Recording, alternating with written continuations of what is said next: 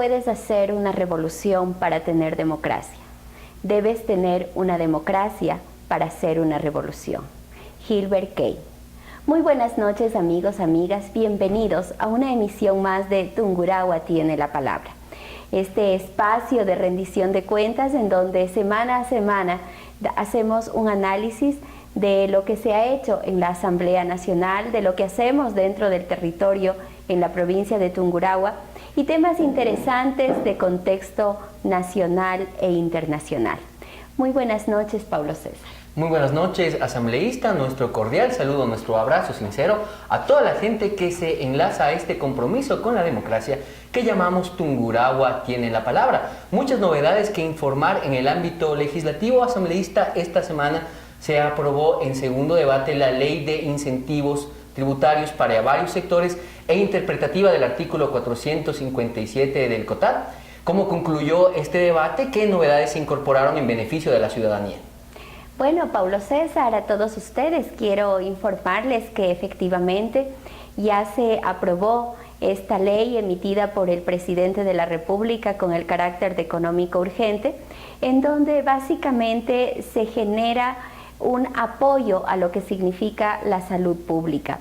¿En qué consiste eso? En que todas las empresas que contraten atención médica prepagada, pues tendrán la posibilidad de la exoneración del 100% del impuesto a la renta. Creo que esto es fundamental, esto es importante. Lastimosamente hay que reconocerlo, en nuestro país todavía no contamos con todos los hospitales que ahora se requieren. Pensemos en que antes lo público era malo, ahora lo público es sinónimo de excelencia. Y esto más las medidas y las políticas públicas que se han tomado, como por ejemplo la atención de los hijos hasta 18 años en el IES, por ejemplo, ha generado de que exista una gran demanda de atención médica. El gobierno nacional ha considerado que una medida adecuada para la atención médica entonces sería que en las empresas privadas se pueda contratar seguros médicos, generar ese incentivo para aquello y de esta manera descongestionar esa salud que realmente todos los ecuatorianos necesitamos. Hay otro punto de vista también dentro de estas medidas que se están tomando y que tienen relación con el apoyo a los transportistas. La semana pasada estuvo aquí César Martínez dando a conocer cuál es su criterio con respecto a este proyecto de ley. Hemos tomado en consideración el criterio emitido por los tungurahuenses, por los taxistas de Tungurahua, por el transporte pesado, y precisamente por eso es que en este segundo debate se incorporó también al transporte pesado dentro de estas iniciativas, en donde se exonera el impuesto que debían pagar antes por la compra de vehículos nuevos cuando se trata de transporte público, pesado y taxismo. También existen novedades en relación al pago de impuestos a nivel local, en especial lo que se refiere al fomento de la agricultura. Cuéntenos, asambleísta. Bueno, es importante que la agricultura, la ganadería ha sido de temas que también fueron planteados por diferentes sectores dentro de la Asamblea Nacional. Esto no estaba incluido al inicio cuando se mandó la propuesta del Ejecutivo. Nosotros consideramos de que es importante también esa exoneración de los insumos a los agricultores. Tungurahua es una provincia eminentemente agrícola y yo creo que todos estos incentivos son importantes para la provincia de Tungurahua y para el país. Básicamente los cuestionamientos que se han dado de parte de la oposición es que se debe incentivar a todos los sectores. Yo creo que en unas ocasiones hemos incentivado a unos sectores, en esta ocasión estamos incentivando a otros sectores. Estas son medidas que solamente se están tomando en regímenes democráticos, socialistas, con una visión en donde se tiene que apoyar a los que menos tienen, se tiene que apoyar a los trabajadores, se tiene que apoyar a los microempresarios, se tiene que apoyar a esos pequeños capitales para que salgan adelante, se debe generar incentivos para que los trabajadores tengan mejores condiciones de vida. Esta es una visión que corresponde a un gobierno que tiene una mirada diferente a lo que ha significado una propuesta de una visión neoliberal. Pensemos en lo que en este momento está planteando, por ejemplo, el señor Lasso. Él plantea que lo primero que se debe hacer es bajar los sueldos para mejorar la economía del país. Y eso él lo dice pues sin inmutarse. ¿Por qué? Porque esa es precisamente la visión y esa es la diferencia que se tiene entre una visión capitalista y una visión del socialismo del siglo XXI en donde se respeta la propiedad privada. De esa manera, la Asamblea Nacional ha cumplido también con un papel de aprobar una iniciativa legislativa que tiene por misión fomentar e incentivar la producción de los sectores que más lo necesitan en nuestra economía. Intensa jornada en la Asamblea Nacional. Esta semana también se trató el informe a primer debate de la ley que reforma el sistema de seguridad social de las Fuerzas Armadas y de la Policía Nacional. ¿Cuál es la visión de la política tras de esta reforma, doctor? Bueno, esta iniciativa la tuvimos que trabajar nosotros en la Comisión de los Derechos de los Trabajadores y Seguridad Social. Debo reconocer que ha sido bastante difícil el hecho de poder llegar a toda la fuerza pública, tanto de la policía como de las Fuerzas Armadas. Nosotros tenemos un altísimo reconocimiento hacia la loable labor que hacen estos dos grupos que se dedican a la seguridad interna y externa de nuestro país. Sin embargo, consideramos de que ese régimen especial que habla la Constitución es correcto, lo debemos mantener, pero también debemos generar políticas que permitan el mejoramiento de la tropa en los dos espacios, policía y ejército, que permitan el mejoramiento de las condiciones de vida de aquellos cargos inferiores, que permitan un mayor equilibrio entre lo que es la policía, el ejército y la sociedad civil. Y es por eso que dentro de ese marco se ha hecho varios análisis. Por ejemplo, una persona dentro del seguro social obligatorio, para acceder a la jubilación necesita tener al menos 30 años de servicio y necesita tener la edad mínima de 60 años. En la policía apenas necesitaban 20 años de servicio, y no existía límite de edad, lo que significaba que en promedio en el ejército se jubilaban a los 45 años. Tomando en consideración que ahora el nivel de vida de las personas alcanza a los 85 años, significaba que por 40 años el Estado tenga que aportar a una persona en servicio pasivo, que así es como se denomina, una persona que ya no trabaja. Por esos 20 años teníamos que aportar 40 años. Mientras que en el seguro social obligatorio se hace el promedio que va a recibir de la jubilación de las 60 últimas remuneraciones.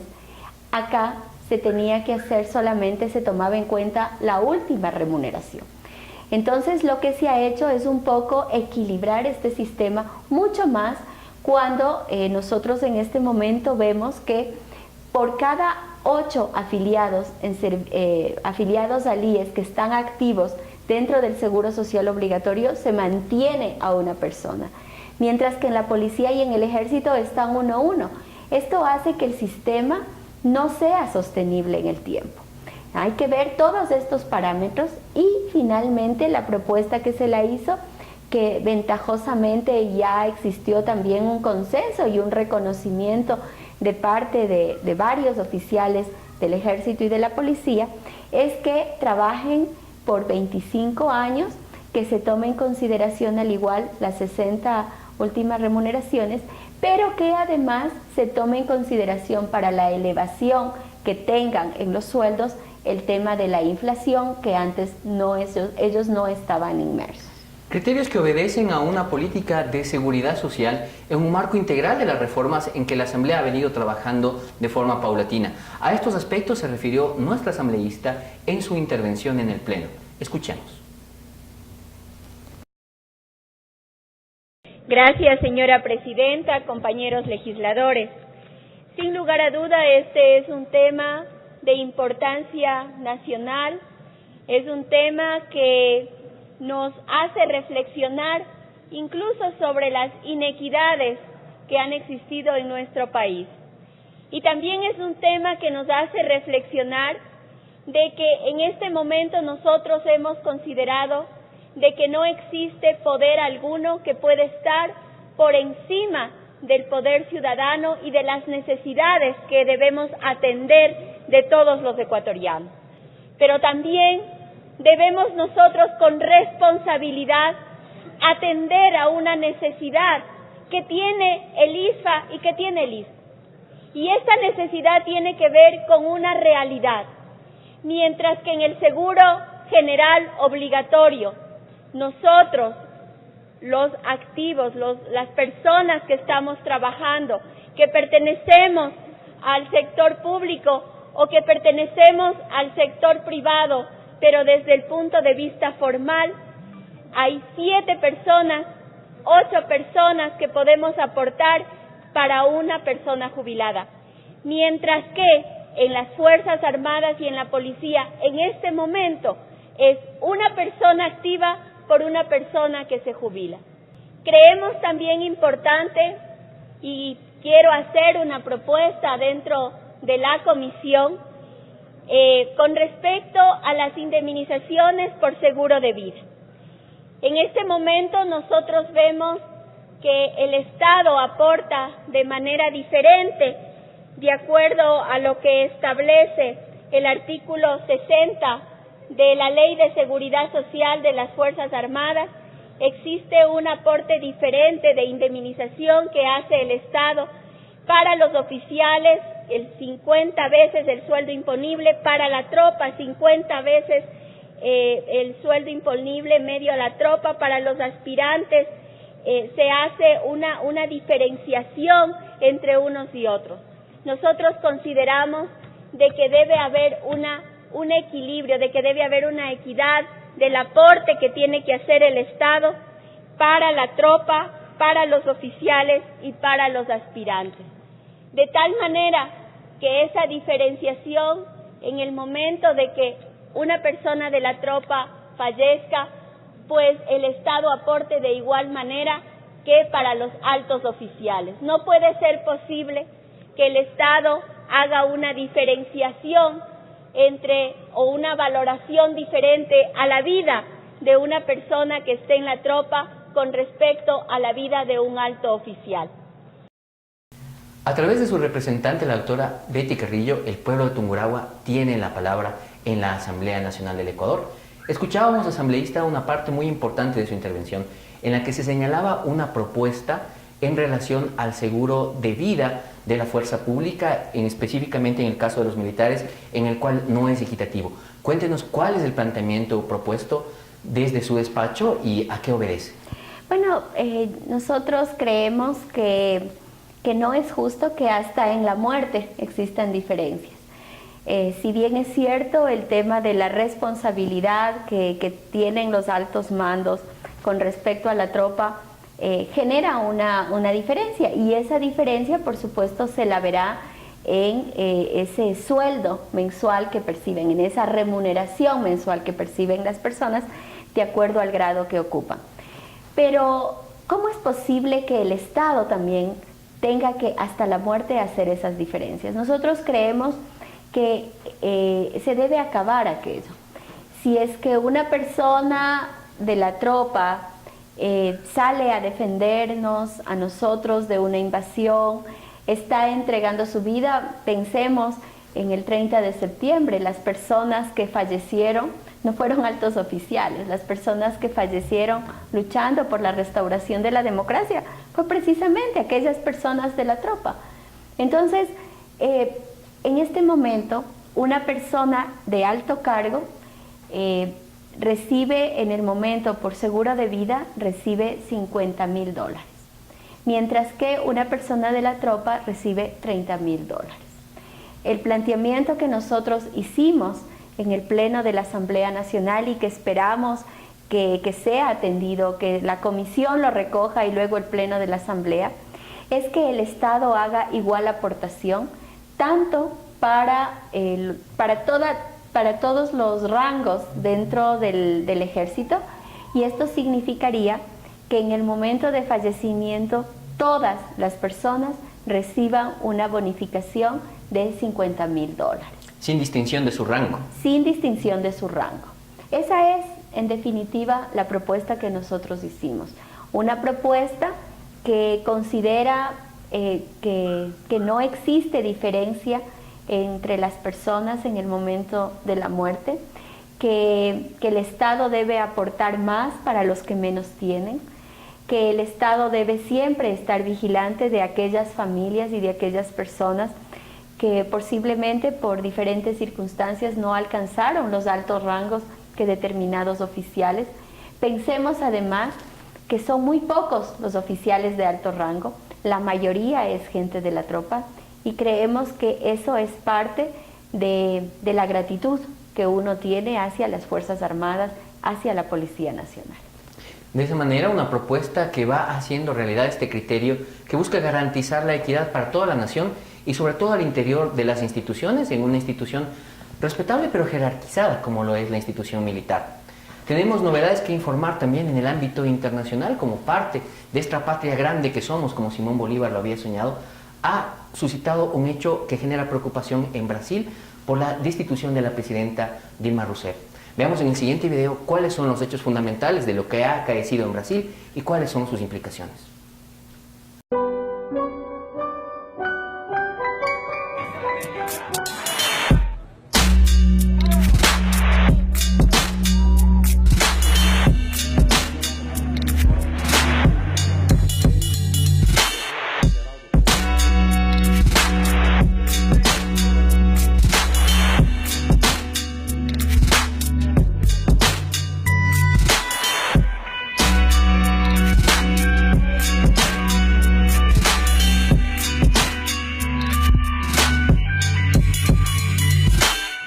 São pretextos, apenas pretextos para derrubar, por meio de um processo de impeachment, sem crime de responsabilidade, um governo legítimo, escolhido em eleição direta, com a participação de 110 milhões de brasileiros e brasileiras.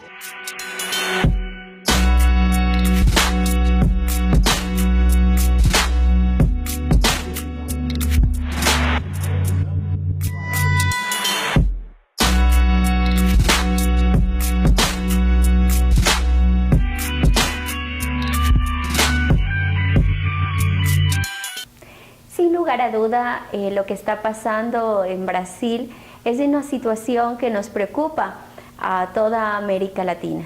Recordemos que en varios países democráticos, con una visión diferente, con una visión progresista, con una visión de un cambio en cuanto a las relaciones de producción en los diferentes países, del reconocimiento del ser humano por sobre el capital, han sido atacados por la derecha ecuatoriana. Ecuatoriana y a nivel internacional por la derecha del mundo entero. Eso es precisamente lo que está pasando en Brasil en este momento. Dilma Rousseff, una mujer valerosa, una mujer que pertenece a un partido político importante en Brasil, el Partido de los Trabajadores, elegida por más de 110 millones de brasileños y brasileñas. Realmente a nosotros nos preocupa esta situación. Los ataques que se han dado de manera permanente a través de las redes sociales, ataques que no tienen relación con las funciones que desarrolló ella, con las políticas públicas que se implementaron en Brasil, sino más bien ataques de tipo sexista, en donde se la ve o la quieren hacer ver como una mujer que no tiene una vida, como una mujer que no tiene una buena relación con su esposo, como una mujer a quien le cuestionan incluso la actividad sexual que puede realizar. Es decir, un ataque de género por el cual ha sido cuestionada. Nosotros hemos visto en el video de que estaba todo preparado ya para dar este golpe de Estado a través del Congreso en Brasil. Rechazamos esta forma de arbitrariedad que se ha dado en Brasil, no estamos de acuerdo con aquello. Nosotros creemos que debemos estar pendientes, debemos organizarnos las fuerzas de izquierda, las fuerzas progresistas de nuestro país, porque esta es una arremetida que se está dando a nivel mundial, en donde algunos gobiernos logran pararlo, pero otros gobiernos, como es en el caso de Brasil, pues no lo pudieron hacer. Ahí está la importancia de que a un gobierno democrático también tenga una mayoría democrática dentro de su legislatura.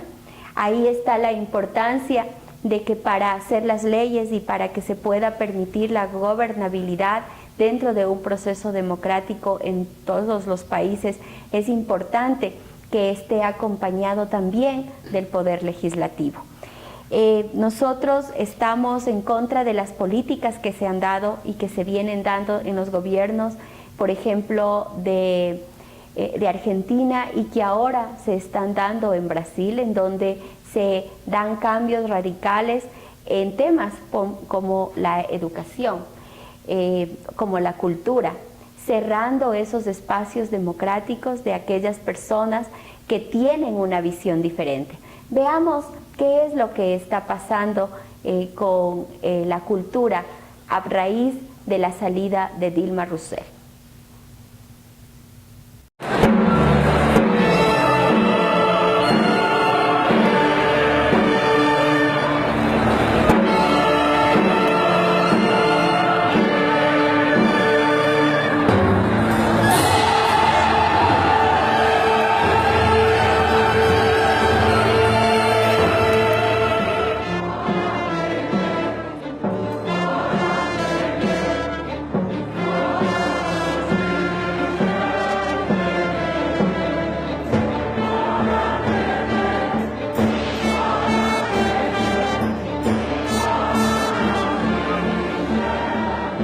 O Ministério de Cultura representa um fim de um dos pilares da sociedade. É um ataque direto à sociedade. A gente não aceita um Ministério da Cultura num governo golpista. A gente só quer um Ministério da Cultura num governo democrático, num governo progressista. Está aqui para derrubar o Temer e por um Ministério da Cultura em um novo momento político. E a gente luta isso, para empoderar o papel da arte na sociedade.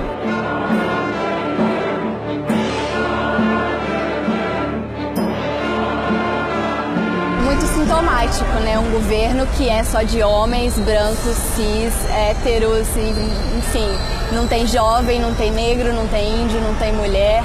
Claro, é um governo que ele não é legítimo. É sobre racismo, é sobre transfobia, é sobre machismo. E esse retrocesso a gente não vai deixar acontecer sem resistência.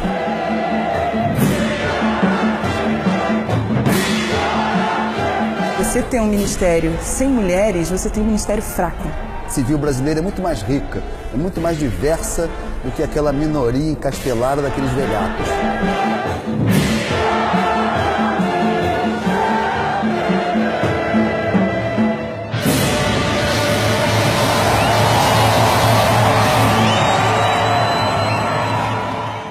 Y por supuesto las repercusiones de la ruptura del orden democrático se hacen sentir a todo nivel. No es posible que suceda un evento de estos sin que exista resistencia de parte de las clases sociales que se ven perjudicadas. Esta es la situación actual en Brasil.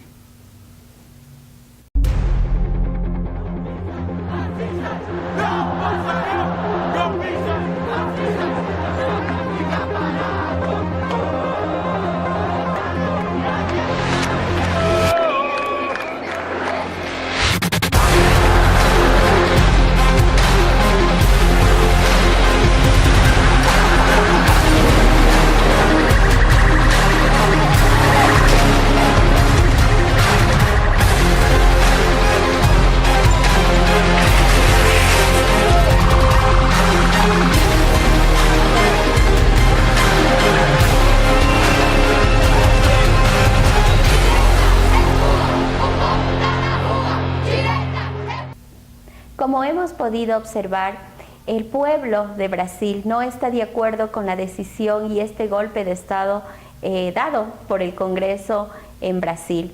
Esa es la evidencia de que cuando no se hacen las cosas en sintonía con las decisiones del pueblo, pues definitivamente la gente sale a las calles. Recordemos la diferencia en nuestro país, la diferencia que existió cuando el pueblo salió a las calles a sacar a los gobiernos y cuando se quiso dar un golpe de Estado en contra de Rafael Correa. Fue el pueblo el que salió a defender el proceso democrático.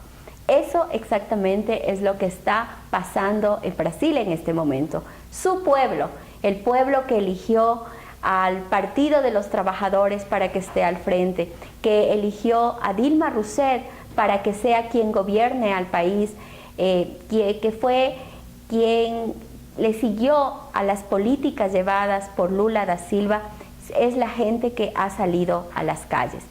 Pero también tenemos el pronunciamiento de hombres importantes que tienen una mirada del mundo. Escuchemos cuál es el criterio de José Mujica al respecto. Aquí vino el canciller de Brasil hace poco tiempo y nos dijo a boca de jarro que esto estaba decidido. Quiere decir que toda esa discusión del Senado fue una gigantesca pantomima para tapar el rabo. Esto estaba decidido y en otra parte se montó un escenario a los efectos de embaucar opinión pública y la visión con toda la apariencia de un juicio, pero desde el primer momento esto estaba decidido. Pero así como políticos han dado su criterio en contra de este golpe de Estado en Brasil, también es importante ahora recordar cómo fue el apoyo de los jóvenes que tuvo Dilma Rousseff, que tuvo el Partido de los Trabajadores en Brasil. Precisamente lo que está en juego es una visión del mundo más justa. La caída de los gobiernos progresistas viene a representar una pérdida para la aspiración de miles de personas en todo el continente. Construir en Brasil un país de oportunidades. Esa era la aspiración del Partido de los Trabajadores. Escuchemos en la voz de Joao, un joven brasileño, cuál es el sueño de país que se cae en este momento con el golpe dado a Dilma Rousseff. Entrar na faculdade não foi fácil, mas eu consegui e agora eu tenho uma oportunidade. Nada nunca foi fácil para mim. Eu estudei em escola pública, fui criado pela minha mãe, nunca tive pai, nunca tive nada. Minha mãe mal sabe ler, mas confia em Deus e em mim. E eu vou realizar os seus sonhos, custe o que custar. Mas quantos iguais a mim, melhores do que eu, mais inteligentes do que eu, nunca tiveram uma oportunidade na vida? Estão nas ruas, nas drogas, no crime. Ninguém nasce mal, ninguém nasce bandido. É tudo uma questão de oportunidade. Oportunidade! O jovem da favela também quer ter um tênis novo, uma camisa nova e o direito de sonhar como todo mundo. Esse é um país de todos, de todos. Meu nome é João, eu sou brasileiro, amo o meu país. Viva o Brasil, viva São Paulo, viva o Cristo Redentor, viva a Amazônia, viva Luiz Inácio Lula da Silva. Un país de oportunidades, un país en donde podamos construir los sueños, un país en donde tengamos la posibilidad de estudiar sin importar si tenemos o no dinero, un país que esté abierto para todos los jóvenes.